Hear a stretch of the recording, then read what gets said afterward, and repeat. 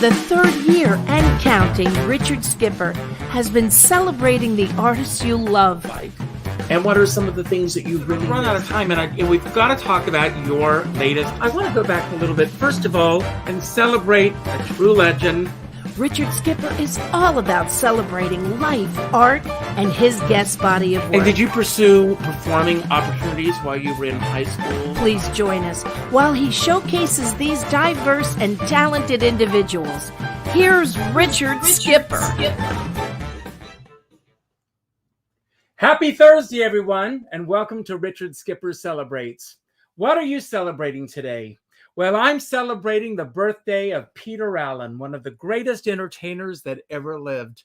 I'm also celebrating the eve of my birthday tomorrow, and I'm celebrating you. Thank you for being here. For those of you who are here for the first time, welcome. My show is about celebrating life, celebrating art, celebrating artists, and I believe there is a lot to celebrate. I have some very special people waiting in the wings tonight, and we're going to start with a very special lady who means a lot to me, and she has a very special part in Peter Allen's life because she is Peter Allen's mom. Well, sort of. She played Peter Allen's mom in The Boy from Oz on Broadway, Broadway's Beth Fowler, and I am so thrilled she said yes to being here today. She's here for a short period of time because after this, she is flying virtually to Australia to celebrate Peter Allen there. As part of the celebration that continues. So, Beth, thank you for being here today. And beyond Peter Allen, what are you celebrating today? I'm celebrating being with you. I'm very happy to be here, Richard. It's a pleasure. Thanks so much. Well, thank you. So let's first of all talk a little bit about your knowledge of Peter Allen. And did you know a lot about him before you first got involved with, obviously you knew who he was and you knew about his career, but did you know a lot about who he was as a man and a lot about his career before you played his mom? No, I did not. But I knew of him. I was a fan who would, when I would see he was on, I'd see it in my TV guide that he was going to be on. I didn't want to miss it because he was always very unexpected and exciting and was fun, very much fun to watch. And of course, the things in the news about his getting married to Liza and all that sort of stuff. But no, we did a little homework. There was a very good dramaturge on the show, and who gave us some material, and I did some on my own. My favorite thing that I saw in action was a video of Peter being on. Remember, This Is Your Life? Oh yeah, was a television show in the late 70s, I think, and he was the guest of it that night, and his mother was on the show, and when she came out, I thought he was going to faint. The two of them got so excited and giggly and laughing, and she'd smack him every once in a while when they were sitting on the sofa together. And to see the rapport between them, it was obvious that they adored one another. They were, close to tears. They were so excited because, of course, she didn't see him often because she lived in Australia. And that was very key to, I never let that out of my mind when I was playing the scenes with him, that's what I did in the show, really. So that was very helpful. Now, and did you ever? We did hear, some details of his personal life, and I read about him as well, of course. Did you ever get a chance to see him live? No, I never did. My husband did. My husband was a fan of his, and he went to see him at Radio City. Riding an elephant. I only saw him perform live once, and that was in Legs Diamond, which has this infamous reputation. But I will say this, I enjoyed it. I went, I had a great time. I enjoyed seeing it. I want to say a little bit about how this show came about tonight, because Darlene Wendy Franks, who I'm dedicating this show tonight, I know she's watching it. It was and will always be a rockette. And we were talking, and this show, she was going to be here tonight, and then unfortunately she was not able to be here. So I would like to begin by sharing a clip that she sent me today of her as a Rockette, with the Rockettes, with Peter Allen performing at Radio City Music Hall. Oh, great. And then we will bring on our next guest, and we will continue the conversation. Here is Peter Allen at Radio City Music Hall with the Rockettes.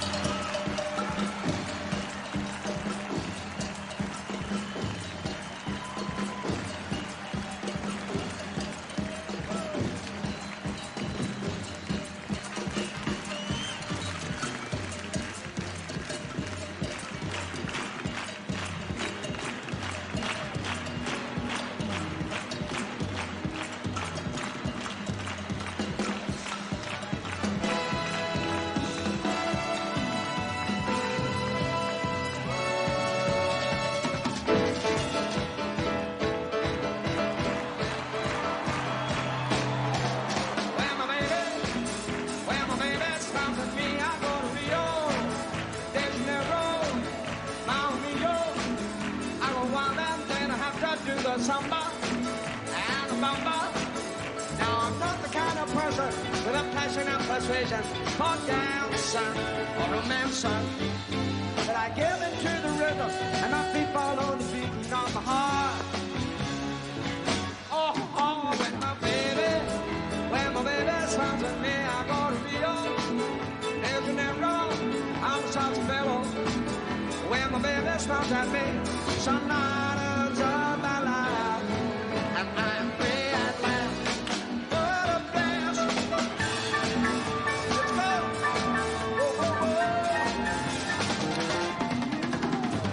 Baby, when my baby smiles at me, I feel like Tarzan in the jungle.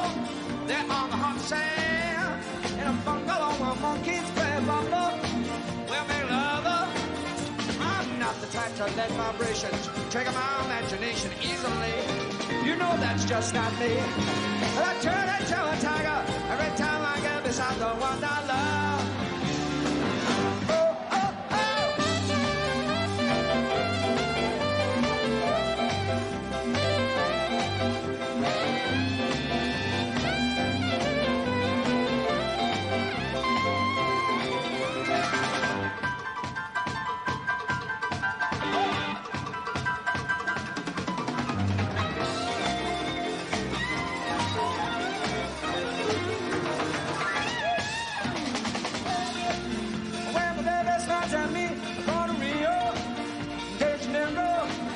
salsa fellow.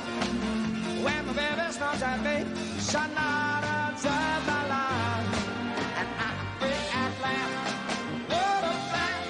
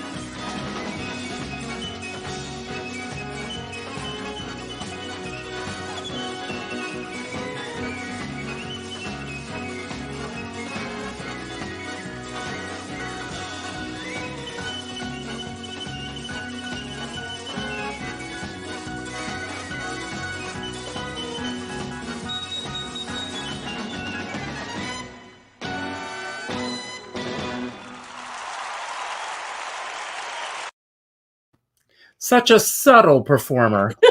So, but someone else who wanted to be here has a very quick message, and I think she needs no introduction. Here she is. Hi, everybody. This is Melissa Manchester, and I want to wish my darling Peter Allen a happy heavenly birthday. I just got off the stage from my concert where, of course, I sang his beautiful Don't Cry Out Loud. It has been a true blessing, a true gift in my life, that he wrote that gorgeous song with Carol Sager, my dear friend, as well. Sweet Peter, you were wickedly funny and brilliantly talented. I hope people remember you forever, and of course they will through your magnificent songs. Happy heavenly birthday, my friend. I'm so sorry that she could not be here, but I am so thrilled that Dean Pitchford is here. So Dean, welcome. You and Beth, I think you do know each other. Well, I've certainly been a fan of hers forever. I think going back to Little Night Music days when DJ and Bartlett came out of the Company of Godspell that I was doing in Washington, D.C. And I stood in the back of the theater and watched that show probably 36 times. You saw it 36 times more than I did. I never saw the show because I was always in it. And Pat Birch promised us that she'd swing each one of us out, and she never would. So I only ever saw photographs of it. It was great, and you were awesome. Oh, thank you. And Dean, you are awesome too, and I'm thrilled that you said yes to me. As you know, I went on a search to find you. I was on your website and I couldn't get to you, and I reached out through your webmaster. So thank you, and thank her. So I want to know, first of all, how did you and Peter initially meet, and what was that first meeting like? It's the most quixotic story. I was in Pippin on Broadway. I was doing Pippin. I was singing and dancing and as an actor on Broadway, and I was taking voice lessons from a man named Keith Davis. And my lesson preceded Peter Allen. At one point, the scheduling became such that Peter Allen was coming in after my lesson. And I had just come back, like I said, from a year in DC doing Godspell. So it was really like my first October, November in New York. And I didn't know a lot of people, and Peter would stop and we would blab like this, catch up with each other. And the teacher would finally say, is somebody going to sing here? And go into his lesson. And it turned out that Peter, before Radio City, Peter was doing cabarets in New York, and he was doing Reno Sweeney's. And he was going to be in Reno Sweeney's in the week of Christmas and New Year that year. And he ended up inviting me to see him at Reno Sweeney's, and my voice teacher offered to go with me. And so we went down to Reno Sweeney's. I didn't know much about him. I went out and bought an album of his so I get a good idea of his music. And then he came on at Reno Sweeney's, which I think we all know, and in a room the size of a New York studio apartment, he did what you just saw him do on stage at the Radio City. Flying backwards on the chair, sliding on the piano, crawling on the floor, shaking his marimbas. He was electrifying. I'd never been in the presence of somebody who was that electrifying. And so that was the beginning of a very sweet friendship. And we continue to see each other, like I said. Then what happened was within the next spring, I was singing in a club downtown myself. I was singing with a band at a place called the Ballroom. And I began to get some label interest as a performer. And I began writing with a man named Rupert Holmes, who was hoping that he might be able to produce me for record on Columbia. And we wrote a couple of songs together. I had been writing since I was a teenager. And I was already writing in New York with Stephen Schwartz and with Alan Menken, and then with Rupert Holmes. And then Rupert was snatched out, and he was sent off to England to do some production. And I got stalled in my tracks. I got stopped cold. And I thought, I'm so close to getting a record deal. Who else do I know in the business who I could possibly go to? And Peter was on A&M Records at the time. He was in California, but I thought this is worth a shot. So I typed up what I thought were my 4 best lyrics, put them in an envelope, and sent them blind to Peter. And he picked up the phone and he called me And he said, A, these are really good. And B, by coincidence, I'm coming into town next week because my manager has this crazy idea that he wants me to get out of cabarets and do a one-man show on Broadway. And I don't have enough material between the 2 albums that I've done for A&M. It's not going to be like, and then I wrote, and then I wrote, and then I sang, and then I sang. He said, I need to flesh out the material. So can we meet and talk about that? And true to his word, he came into New York. We sat down, we wrote 5 songs, including the opening number. We basically wrote the opening of Act 1, the opening of Act 2, and some interstitial stuff, including a couple of numbers for Lenora Nemetz. There was a woman who performed with him, and we wrote some songs for her. So Peter opened on Broadway, huge reaction to him. And on opening night, in the audience was pop singer Leslie Gore, who was a very good friend of Peter's, and her brother, Michael Gore, composer, songwriter. And Michael had just been hired to be the musical supervisor for a movie that was shooting in New York at the time called Hot Lunch. And he wanted to get some songs of his into consideration. So he thought I could use a good lyricist. And when he heard the stuff that I'd done with Peter, he called me the next day out of the blue and said, I'm working on this movie called Hot Lunch. I can't hire you, but you want to write some songs on spec. We set to work writing. We wrote 13 songs. 3 of them went into a movie that was eventually, the name was changed to Fame. And a year later, we won the Academy Award.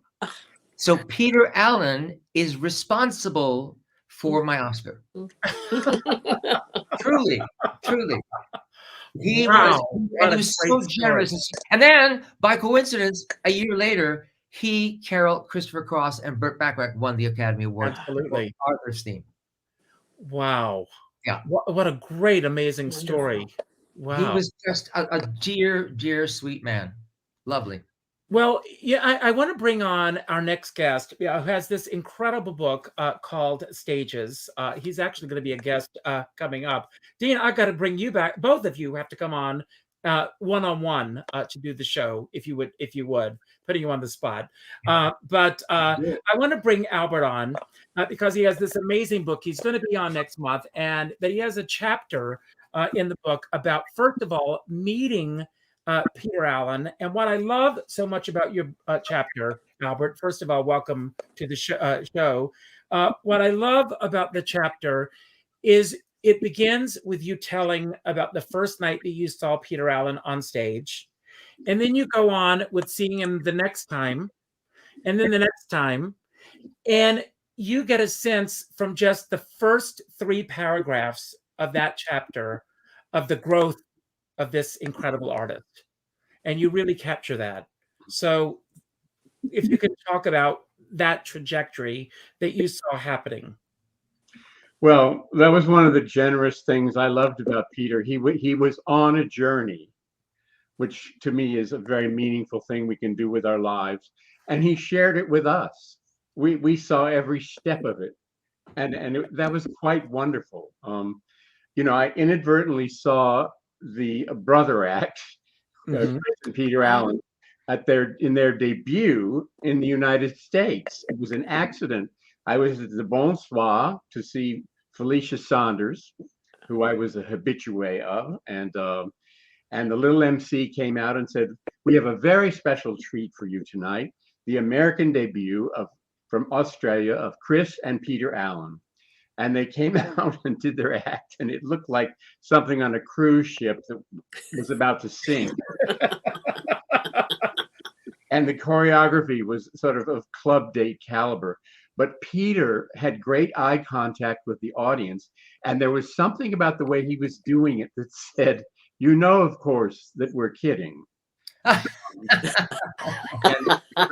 I didn't realize, but seated behind me at the bar was Judy Garland, who had brought them to the Bonsoir and really was responsible for bringing them to the States. And sometime later, after he broke up with Liza, he began to go on his own and really find himself, which was so exciting.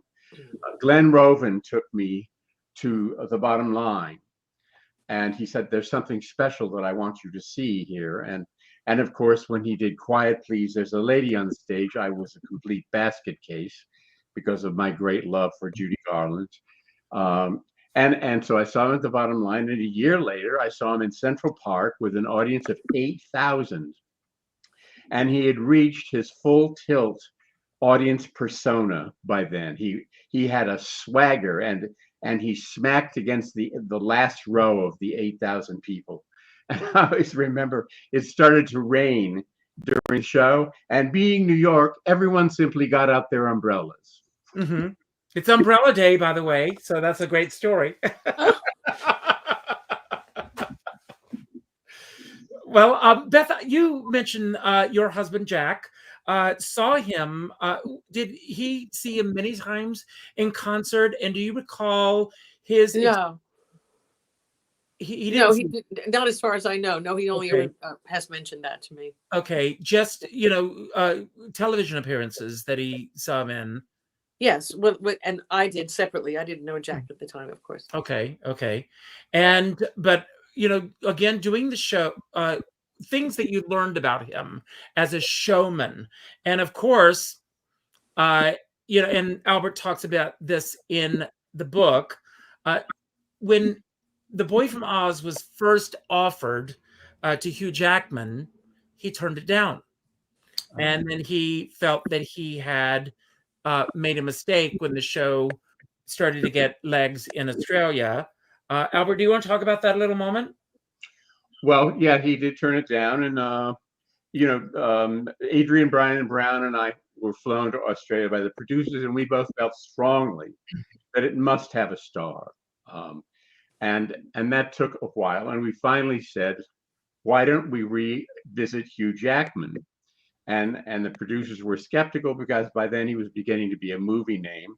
But Ben Gannon called him, who was a great producer, and he said, "I'm very interested." And we were all jumped up and down.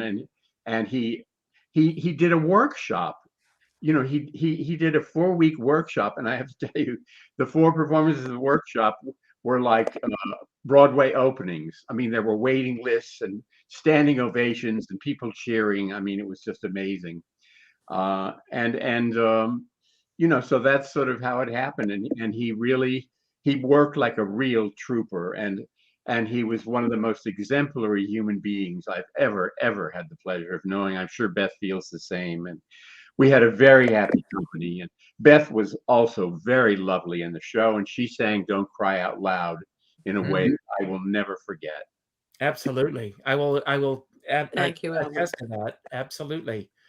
And Beth, I mean, watching Hugh's growth as Peter Allen in the show, and I saw the show a couple of times, and I saw that growth in the show, and his abandon, if you will, with what He took the journey. He took the journey. He took the journey with what he was able to do with the audience.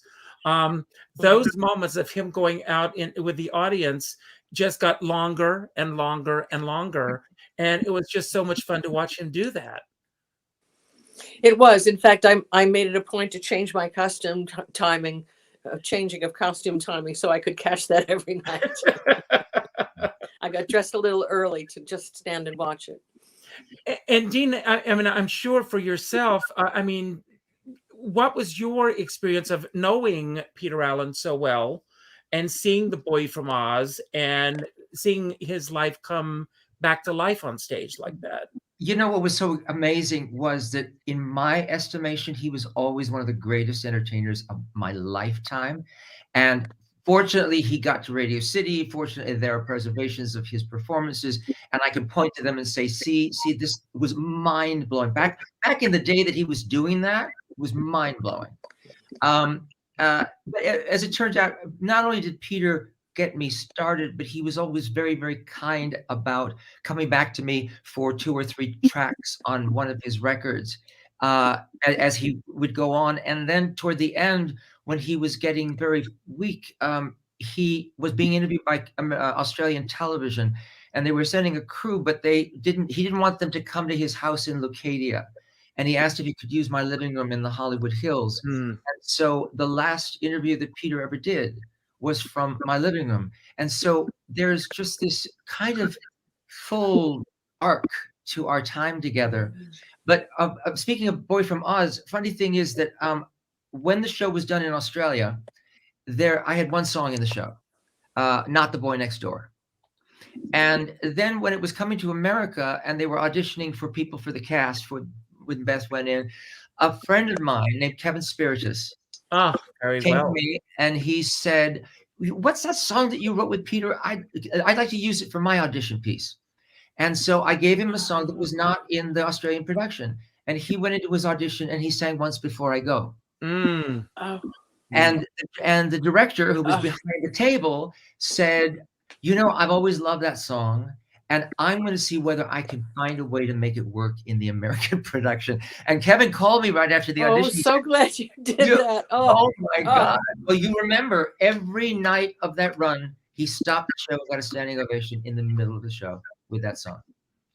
And when I went backstage to meet him afterwards, he grabbed me and he whispered in my ear, "Thank you for writing Once Before I Go." Wow. Wonderful. Wonderful. That's great. And I thank you, Dean. Out of That's my beautiful. heart. My pleasure. Absolutely incredible story. Dean, I want to ask you if you can share with us. I'm always interested in the humanity behind the artist. Those elements, those things that a lot of people don't know about this person. What made him so special as a man, the things that he imparted to you that we don't know about. We know about the showman. We know about the things that made him so special, but I would like to know a little bit more about that specialness, that bond that the two of you had, beyond the things that you've already shared with us. If you can give us a little bit more into the insight of him. I will tell you, first and foremost, Peter Allen was a fan. He was a fan of everything. He was a fan of old Hollywood movies. He was a fan of pop music. He was a fan of R&B music. He loved, there were entertainers that just left him, just gobsmacked him. And he never lost that. I mean, Bette Midler came and studied him, and he was in awe of her. Tina Turner came to Reno Sweeney's to study Peter Allen. He was in awe of her. And he, all the way through his life, he could not believe. I mean, this was Tenterfield, the son of a Tenterfield saddler. Oh, yeah. So he'd come halfway across the world, or all the way across the world, and he was in Hollywood. He was in New York. He was at Radio City Music. He could not believe it.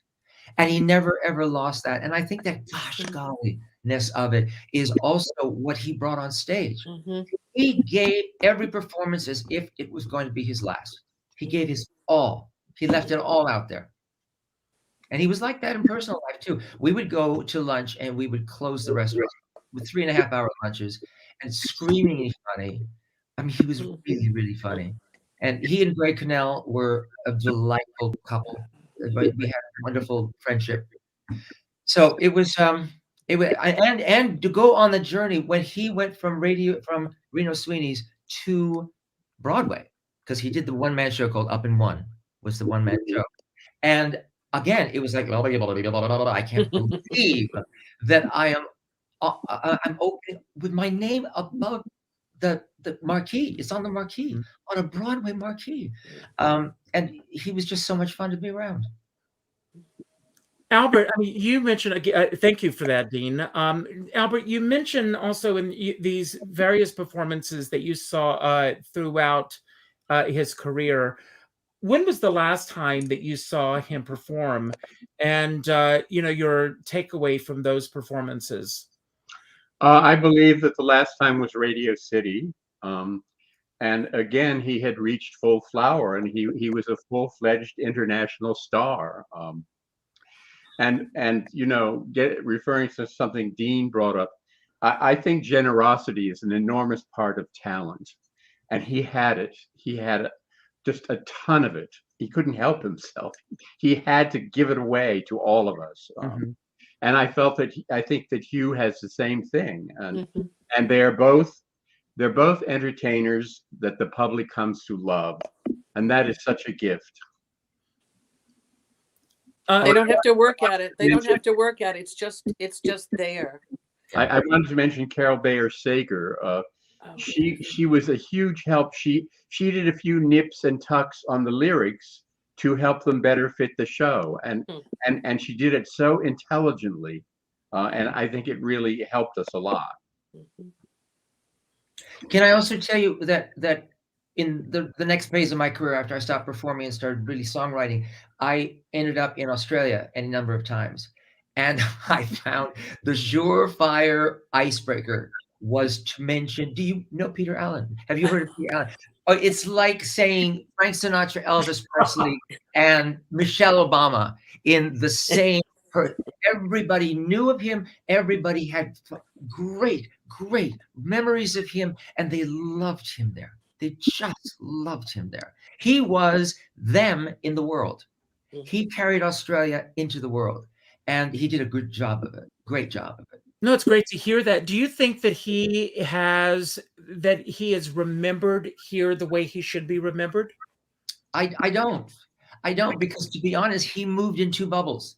He moved. I mean, he did his show on Broadway, and he did Radio City, and then he did some of the work in Hollywood. He did the Oscars, and he did his One Man Up and One in Hollywood. But he never really broke through. When you tell people that he wrote "I Go to Rio," or that he wrote "I Honestly Love You" for Olivia Newton-John, they go, "Oh, he's the one who did that." Now we at least have the touchstone of saying the role that Peter Jackman won the Tony Award for. That's Peter Allen. And so that's fortunately Peter Jackman. Hugh Jackman. That's why I said it wrong. He would love that you'd say that. Put the two names together. Who, by the way, I think it is so apropos that the Music Man is opening tonight on Peter Allen's birthday. Yes, absolutely. I think it's just this arc happening here. Beth, I was in touch with Hugh, about the opening night, and when I told him that that I was going to be here tonight and why, he said, "I'm sure that Peter will be there with you. He was always one for a party." I hope and so. I want to be sure to tell you that he said I will that. raise a glass to him. I was such a huge fan, and like I said, I loved Legs Diamond, and I just went and had a great time. And the interesting thing is, I saw it after the reviews came out, and if you, Albert Dean, did you see Legs Diamond? I did. And your thoughts? I'd love to get your thoughts on the show, and then I'll give you my thoughts. You know what? It was everything that he wanted it to be, and that was my POV. It was him saying and singing everything and dancing the way that he wanted to dance, and in that respect, it was a great show to witness.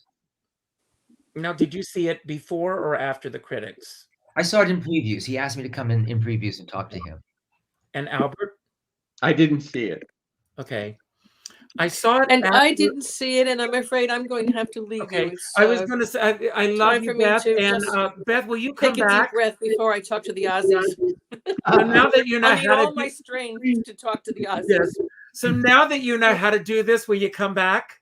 Absolutely. Thank you so much. Lovely to be with you, gentlemen. Albert, it's great to see you again. Lovely to see you. And I will get you off so you don't have to worry about a thing. Bye-bye. Bye. So what I was going to say is that I was lucky enough to see the show after the critics had done what they did to it. And he knew what the fate of the show was at this point. So he was able to have even more fun with it. And he just went to town with, there were certain references to the press and the critics and everything. And he did everything with a nudge and a wink and and just had the best time with everyone. Yeah. So I loved it. And I agree with everything you just said, Dean. It was everything that I feel that Peter Allen wanted it to be on stage. And I was thrilled. And as I said, regrettably, it was the only time that I saw him live on stage. Oh, I regret that I never saw him at Radio City Music Hall, or that I saw the concerts that Albert saw him in. Huge regret of mine. to be honest, I think what we saw because we saw the clip from Radio City Music Hall, I can make this point. And that is that the idea of Peter Allen doing a show with a script 8 times a week and sticking to a character was not in his DNA. Even like you said, once the critics were out of the way and he could play, he went back to being a showman. Mm-hmm. We saw him enter on a camel in that Radio City clip, but then another year he floated in from up above, reclining in a crescent moon. They brought him from the wings, the flies of Radio City Music Hall. And every year it was a question of how is he going to enter this year? Right. He had to do that he was a showman and he couldn't just be in a box. Exactly. At the time of his passing, when he got ill, and I remember vividly where I was when I heard the news that he had passed. Did he go through a long illness, or was it sudden? I don't know a lot of the details. I know about his illness, of course, but I'm asking because I want to know where he was creatively at the end of his life. Well, he went radio silent, to be honest. He had a place in New York on 77th Street, and he had a place in Lucadia, California. Mm-hmm. And we would nobody was really ever sure where Peter was, because this was before the internet, was before YouTube, before there was email. But he would also, toward the end, he would just sort of go silent. He would ghost you. Mm-hmm. And so, and I think I did not hear from him that he was sick. I heard from someone else that Peter was sick. And I think it was hard for him to share that information. And rather than confront it, so I can't put a date on when the word happened and what his reaction to it was, in terms of, but by that time, I don't remember what I think his last album was not the Boy Next Door.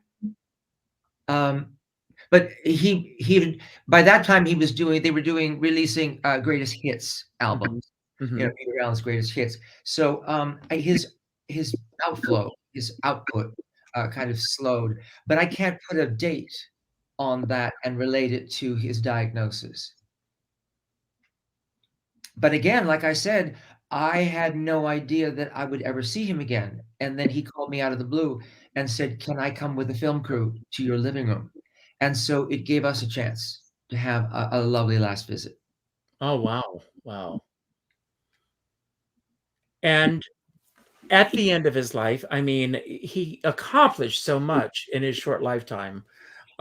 Were there any regrets that you know of in terms of his life, or did he feel that he had accomplished what he had set out to accomplish? I mean, when I look at his life, there's so many. I look at Bob Saget's life, for example, and I look at where Bob Saget was when he, unfortunately, at the beginning of a huge tour that he was in the middle of, or at the beginning of, and it seems like cut like this.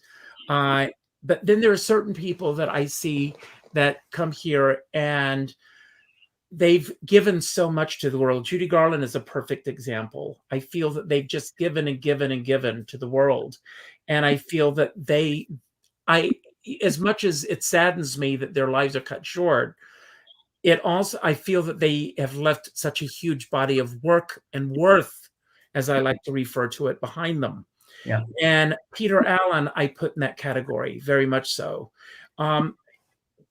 Where do you see him on that trajectory? Do you feel that he had any regrets at the end of his life? I think he was always grateful. Peter was always, everything that happened to him was unbelievable. the fact that he left Australia, the fact that he was discovered in a piano bar in Hong Kong or Singapore by Judy Garland and brought to the States and presented in New York at the Bonsoir by Judy Garland. You know, everything was like, and he was constantly being rewarded for being as generous and as loving, and the spirit that shone out of him. The world was just eating it up. I don't think that he had any moments of going, I wish I had, oh, if only, you know. He played Broadway. He won an Academy Award. He had a fabulous career. He did television specials with Olivia Newton-John.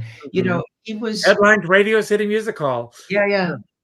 So I think he had a fully realized life. Mm-hmm. I think absolutely agree with that as came well. into his mind, he pursued it. And wouldn't he be delighted to know that Hugh Jackman is no less a talent than Hugh Jackman was necessary to convey his specialness? Absolutely. Well, you know, which is a very interesting, you know, brings up a very interesting point. It takes a very unique personality to be able to convey that on stage. I wonder if a show like The Boy from Oz will be revived in our lifetime. Yeah. Is there anyone out there who is able, or you know, maybe they are out there? Kevin Spiritus, he could do it. Well, I'll tell you, there are two elements that went into the success on Broadway. One is that Hugh Jackman agreed to do it. The other is that Hugh Jackman is Australian.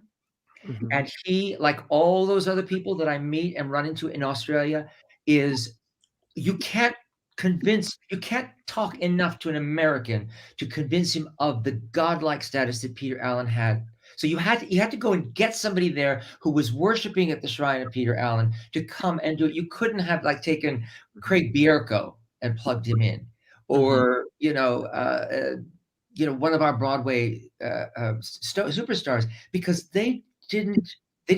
What's the big deal? They weren't in awe of Peter Allen like Hugh Jackman was in awe of Peter Allen. Mm-hmm. We knew that no one would dare replace him, and so we insisted that he give us a year, because it's not possible for a musical to recoup in any time less. But we did offer it. We offered it to Travolta, Jim Carrey, Robert Downey Jr., and the answer was no, universally. Yeah. Well, I went to the year that Hugh Jackman was nominated. He hosted the Tony Awards that year, and I was lucky enough to go to the Tony Awards that year. And the people who were there were lucky, because what happened off camera was much more exciting than anything that happened on camera, with all due respect to what happened on camera, because he just worked the audience on a level that was just unbelievable. I mean, Hugh Jackman has that showmanship that Peter Allen has. Albert, I have a question for Albert. You must have been witness to the trajectory of Hugh Jackman's thawing out and moving into the audience and giving lap dances to Barbara Walters. And what was he like? I mean, he was, I'm sure he was on at the beginning, but was he that out at the beginning? Yes, he had that kind of spontaneity during previews. Wow. It would begin with a latecomer arriving. He would stop and say, "Why are you late? You're late." and a couple of times he would bring them up on the stage. Oh, fantastic. And his timing and his ability to communicate with them was unerring. He asked Barbara Cook to come up on the stage once, and she saw the show 35 times. Wow. She stood up, transfixed with him, as the audience all around her gave her a standing ovation. Wow. And the next day I called her and I said, "I just wanted to tell you something. You got a standing ovation yesterday for a show you aren't even in."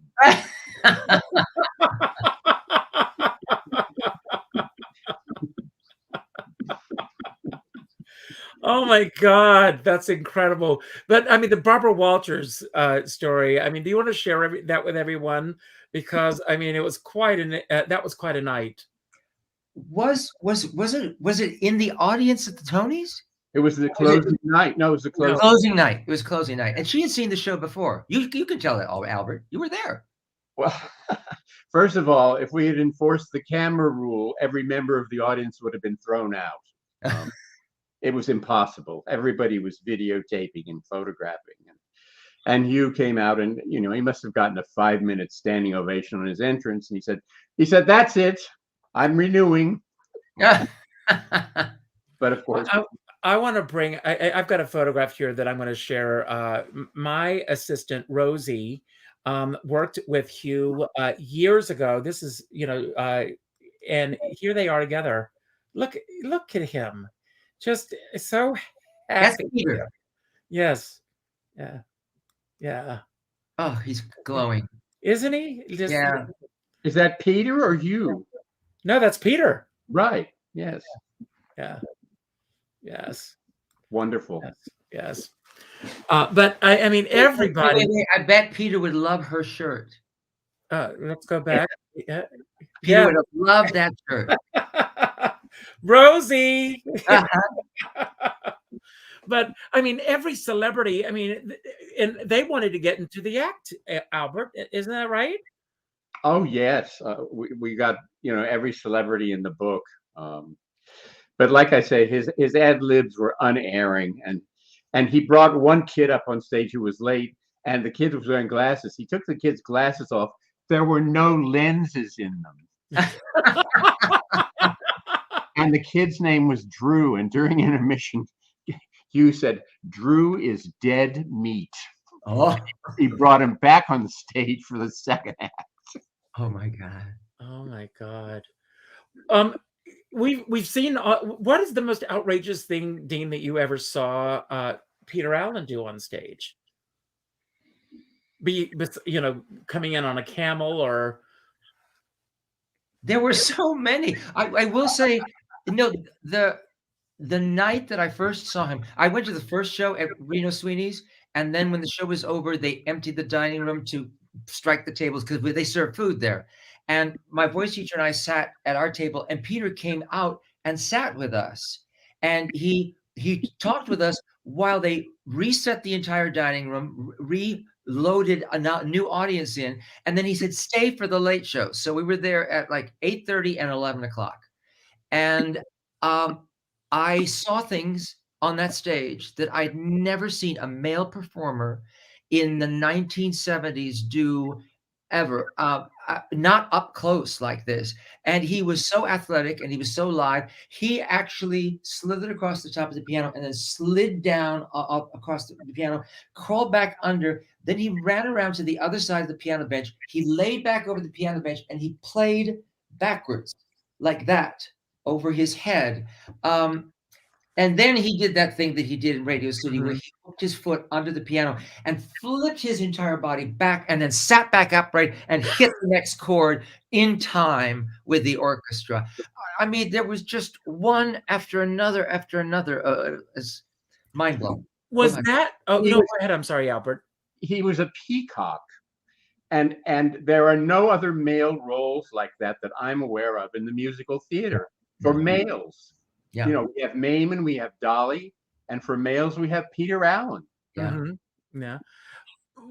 Was that abandon always there from the very beginning, or was that something that grew as he went on? I know that when he first was on, and Albert mentions that the Allen brothers, when winking at the audience, saying, "This is not for real, folks." How did that come together? Was that just for the sake of having the opportunity of doing an act? And obviously he wanted to be this solo performer. What was the catalyst that he went off on his own to do that? Do you know how it began? The marriage with Liza. Yeah. And the artwork for his early club appearances was very introspective and almost sad looking. And I thought, wow, he's really getting into a trip of what's going on in his mind, you know. And he was, and gradually it flowered into other things. Yeah. He wrote a lot of he wrote a song called Taught by Experts with Hal Hackaday. And it's all about, I've been taught by experts in the art of cruelty, and now I'm giving lessons free. All you need is 3. I'll teach you to make friends with pain. That's lesson number 1. Never was much fun. I mean, he was the tortured singer-songwriter. He has to work his way through that until he suddenly goes, when my baby's mine. And then when he hit that particular chord, the great thing about writing for Peter was that I got to write for a fully formed character. I wasn't writing just for a record artist. I was writing for a stage persona. Yes. And it was all there. The swagger was there, the kind of ad libs that he would toss out, the humor that he was. I wrote a lot of very funny songs with him for Up in One. And it's actually what made Michael Gore call me. He said, you were funny, and that's very hard to do in a song. And that's what led to fame. But you know, you asked about one.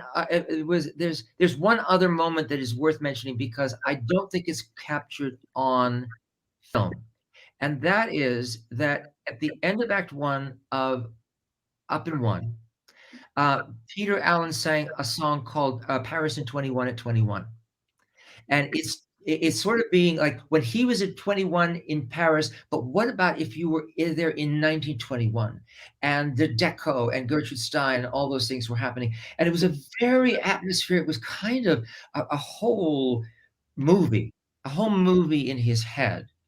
And he got up and he did a very slow little bit of a dance in the middle of it. And then he goes over to the piano. On the back side of the piano was a hook.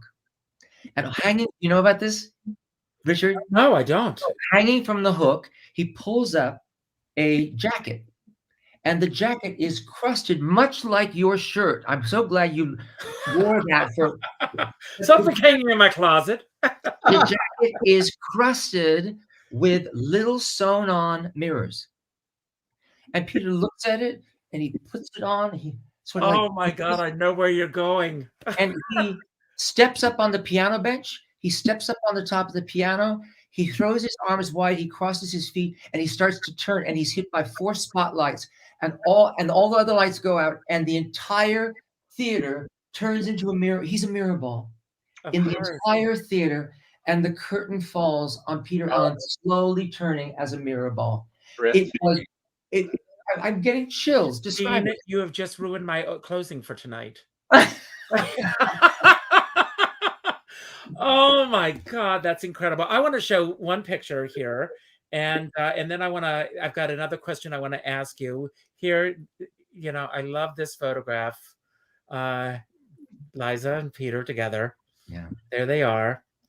And I want to ask you, when you came together to write for his show, his one-man show on Broadway, you were creating this persona also on stage. He's going to be presenting himself in this, you know, cabaret show. How were you shaping the Peter Allen that he wanted to present to the world at that time? And that, if that's him calling, thank him for everything. That's Michael Gore calling. Oh, say hello for us. Well, like I said, the thing about Peter was that he could sing things and get away with things because he had that sly wink. You know, Bruce Valanche wrote that show for him. He wrote the dialogue that he did, and he came out at the beginning, and he had a line that was perfectly defined. He said, "I know a lot of you are sitting out there and thinking, is he or isn't he? Is he or isn't he?" And he said, "Yes, it's true. I am Australian." And once that ice had been broken, he was off to the races. And so we was able to write things. I was able to write things for him because we wrote a song called "I Could Really Show You Around." I could really show you around. I could bail you out of the lost and found. I can tell your big city bound by the way you came off that Greyhound. And it's about picking a boy up in a bus station. And he got away with it. But you don't know that he's picking up a boy. It's somebody he's hitting on. And then we wrote a song called a vicious song called "Make 'Em Pay," which the chorus of which by now you should know because you've lived in LA that you don't get a thing if you give love away. You can charge them too much and they'll line up all day. Make them pay, make them pay, make them pay. And it was wicked and it was funny and he did it with a wink. And then I wrote a song with him, which we eventually gave to Lenore and Emmons called "You Ought to Hear Me Sing in the Shower." And so there was a level of humor and a level of playfulness. Skip ahead 2 albums later, I came to him with a lyric that I said, nobody else can sing this lyric. You're the only person who can sing this lyric because your mother-in-law sang the other version of this lyric. And I gave him the lyric to "Not the Boy Next Door." Because Judy sang, "How Can I Ignore the Boy Next Door?" Wow. And Peter got to sing, "I Am Not the Boy Next Door." And so my mind was always going with, how can I play on his life, his persona, his wit? It was like writing a musical for the funniest, most fabulous character all the time. And he went right there with it. Well, I can't believe this hour flew for me. And Dean and Albert and Beth and Melissa Manchester, who wanted to be here tonight, thank you all for doing this. And Albert will be back here on Liza's birthday, March 9th. Yes. Great pleasure. There's a time. It all comes together. And Dean, I hope you'll come back. I would love to do an hour, to talk about all the things that you've done. It means so much that you said yes to me and being here. And Albert, you too. Peter, anything. I am so glad that you're coming back. Stages. This is the book here. I'm delving into it. It's really incredible book. Don't go anywhere for a moment, guys. I want to thank everybody for being here. For Peter, for all of you. I know that I can speak for both Dean and Albert and Beth and Melissa when I say this, and Peter too. When you show up for any of us, we don't take it for granted. So the fact that you chose to spend an hour with us in this crazy world when there are so many options, I say thank you.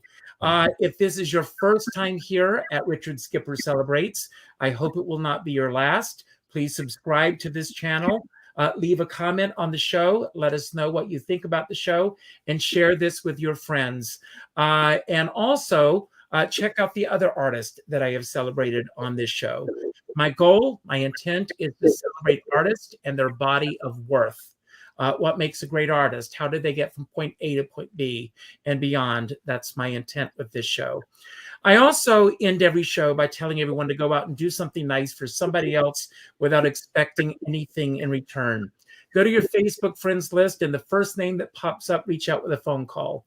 Not an email message, not a text message, not a private inbox message, but a phone call. Last week, I lost 3 friends. And after they passed away, I see this outpouring of love on Facebook with everyone posting pictures of them and telling them how much they love them and everything. And I thought, wouldn't this have been nice if it happened a week before? So let's take the time to do this while our friends are still here. So it's important that we all do that. And wouldn't it have been great? I mean, Peter Allen, I think he knows how much we loved him. I think he knows now how much we loved him. But let's tell our friends that are here right now. I have a dear friend, David Friedman, great songwriter. And David Friedman says, we're all in this together, but we're not in the same boat. And I always say, if you're going to go out in a boat, make sure you bring a skipper along. I'm going to leave the screen, and I'm going to give Albert and Dean the final word. Albert, I'll start with you. And then, Dean, you've got the final word today, since you and Peter were together for so long and good friends. Anything you want to say about anything that we talked about today? anything we didn't talk about that you wish we had, or just any message that you want to give to anyone who's watching. Don't worry about how to end the show. As soon as you, Albert, say goodbye, I'll take you off screen. And then Dean, when you say goodbye, closing credits will begin. Thank you all. Make it a better day and an even greater tomorrow. Good night. Well, I've had a very joyful time. And Dean, it's the first time that I'm meeting you, and such a pleasure. I've admired your work for many, many years, and enjoyed it during The Boy from Oz many times. So, you know, this has been great. It's been life-giving. Thank you, Albert. First of all, I want to say thank you to Richard for getting us all together. And, and then secondly, Albert and Beth, how wonderful to make your acquaintance, and also to hear, because my relationship to this project was through Peter. My songs were used in the show, but I wasn't around for that. So I'm listening like a theater aficionado to the stories of what was happening backstage and how it all came together, and what you did to finally get Hugh Jackman to say yes, and Beth's particular relationship to the project. All very nurturing to my heart. I thank you. But most of all, I want to thank Peter Allen for his generosity, his life spirit, and the gratitude that he taught me that will always suffuse my life. Goodbye.